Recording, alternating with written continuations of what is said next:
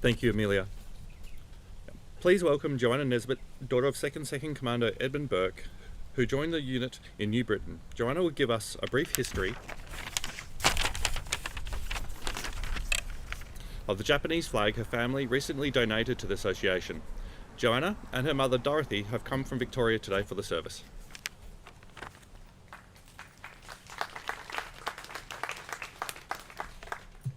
Thank you. Ooh. Sorry. Testing. Distinguished guests, veterans, family members and friends. It's an honour and a privilege to be with you today to pay tribute to my father Edmund Burke, a proud Australian soldier who served with the Commandos in New Britain. I'd like to begin by thanking those of you who have served or who are currently serving our country. The freedoms we enjoy so easily today are thanks to your commitment, dedication and the sacrifices that you make for us. I'd also like to acknowledge the Whadjuk people of the Noongar Nation on whose land we gather today. Thank you for inviting me to speak about Dad's wartime history and the infamous flag, which many of you may have already seen, and for welcoming Mum and I here today. A brief timeline of Dad's service to put things in perspective. In January 42, he answered the call for volunteers and joined the militia. He was first posted to Infantry Unit 2 Brigade, but before he could be deployed, he was claimed by his older brother Matthew and transferred to his unit, the 4th Division Signals. He was trained as a signalman there.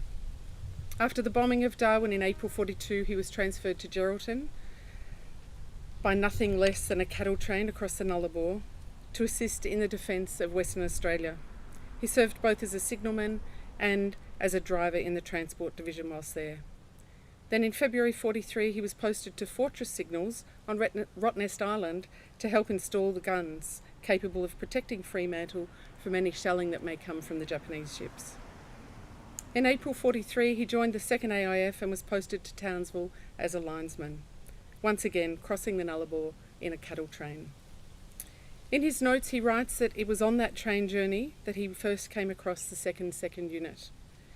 Wanting to see action and having had several requests denied for transfers, he was finally given his wish and transferred to the 2nd Second Unit and headed to New Britain. After the Japanese surrender, he served in Rabaul, guarding the Japanese prisoners of war. Like so many of his era, he did not believe war should be glorified, and for many years he struggled with the concept of participating in any events on Anzac Day. It was only after he reconnected with this group that he and Mum began attending the safaris and other events. They created many fond memories from travels with his 2nd Second comrades, many of which are your relatives. Bluey Bone and Jack Carey are a couple that I remember often being spoken of. So whilst not glorifying his days in action, he got a glint in his eye every so often when he recounted a mischievous story, usually involving some disciplinary action. They range from rolling a truck to riding bareback across the great rivers of northern Queensland to patrol the telegraph lines, crossing croc-infested waters. The best of the stories is his version of acquiring the Japanese flag. Dad told us that at the end of the war, when his unit were guarding the Japanese prisoners of war on their ships in Rabaul, he was dared by his 2nd Second mates to sneak onto their cruiser, the Kashima, and procure the ship's flag from atop the flagpole. He took up the challenge, which he claimed couldn't be any harder than all the coconut picking he'd been doing for them. When he'd shimmied to the top of the flagpole, in the process of releasing the flag, he was spotted by a Japanese soldier, and the alarm was raised. To escape, he dived from the top of the pole to the waters below with the said flag tucked into his shorts. To this day, he claimed, until his death, he claimed that he broke his back in that dive, even though he didn't realise it at the time. He just knew that it hurt a lot. It was reported that the ship's commander was irate and he demanded a beheading over the incident. Unlucky for me, the Australian Army replied that it had investigated and no culprit could be found. For many years, we believed this to be the flag that you now have in your charge that's down the back and framed, signed by members of the unit.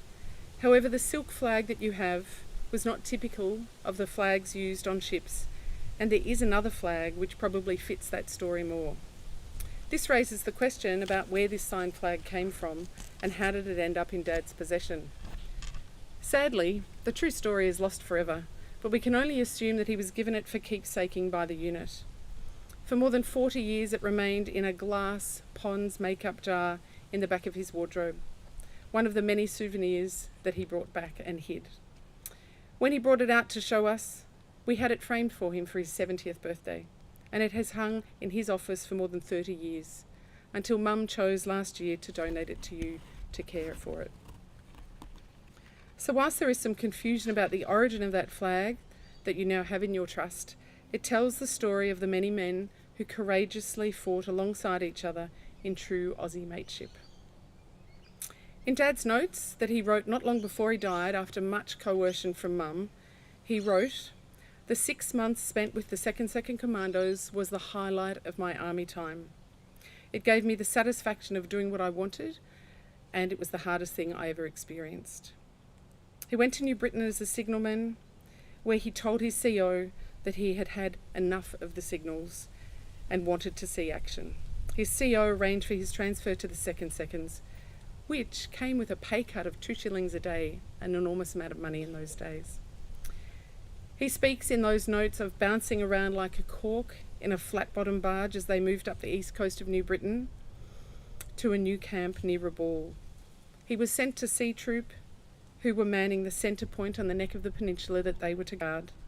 It was from here that he embarked on what he claimed to be the toughest and most rewarding experience of his life. They set out on a 5-day patrol to check on the enemy, which turned out to be a 20...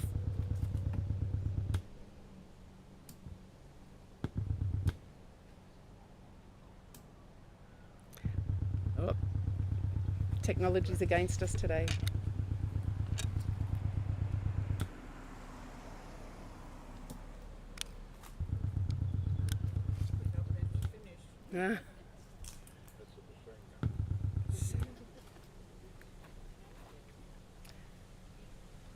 I do have a big voice. Back on? Yep. They set out on a 5-day patrol to check on the enemy, and it turned into 24 days of torture. It rained incessantly, they couldn't wear socks or underpants, and they had to carry one of their own back on a makeshift stretcher. He notes that he climbed hand over hand up a perpendicular mountain for a whole morning, and on another day walked through knee-deep water so they couldn't be tracked by the Japanese. They turned yellow due to the anti-malarials, and he was sick for several days from exhaustion and starvation when they returned to camp, like many of his comrades. No one was ever really able to engage Dad in any conversation about the war. It was off limits, and out of respect, it was never pursued.